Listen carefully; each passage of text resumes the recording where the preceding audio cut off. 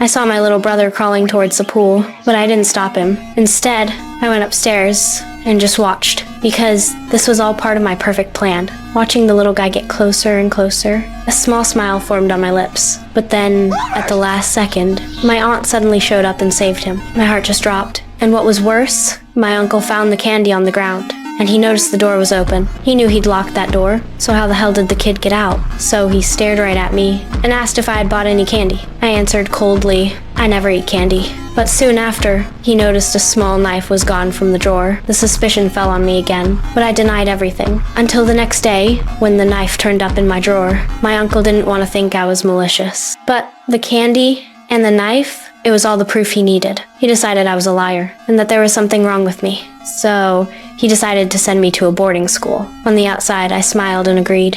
But on the inside, I fucking hated him. Back in my room, I buried my face in a pillow and let out a muffled scream. But a few minutes later, I was calm, staring at myself in the mirror. The urge to kill slowly rose up inside me. The truth is, I'm what they call a bad seed. That night, while my uncle was cooking, I waited for him to take a phone call, poured a shit ton of oil into the pan, and cranked the gas to the max. The pan burst into flames. I thought I could burn him to death, but of course, he rushed back and put out the fire. I immediately pretended I heard the noise and ran downstairs. I even faked grabbing the fire extinguisher to put out the fire. I thought you were supposed to be watching it. I was watching it. I don't know what happened. I left it with Emma. I had to go to the bathroom. I was gone for 2 seconds. It's not my fault. Well, then whose fault is it? Okay, quiet. Please, both of you. I saw it clearly. The way my uncle looked at me was full of suspicion. I was scared he was on to me. So I went back to my room and practiced my apology over and over in the mirror. Robert, I wanted to apologize.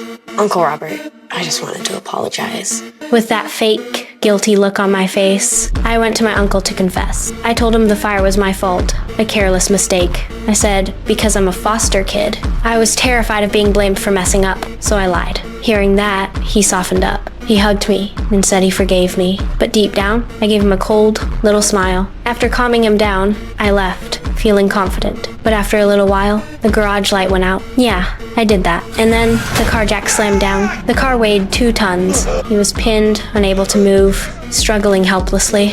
I started whistling and skipped happily out of the garage. This time, I thought he was dead for sure. To create my alibi, I even went to a classmate's party. He wasn't found until the next night. By the time he got to the hospital, it was too late. My uncle didn't just lose a leg. He was in a deep coma. But when I saw that he was still alive, I felt a wave of disappointment. A few days later, he actually woke up. He struggled desperately, trying to speak. My aunt rushed to give him a pen and paper. With all his strength, my uncle wrote down my name. My aunt froze, but she never even suspected me.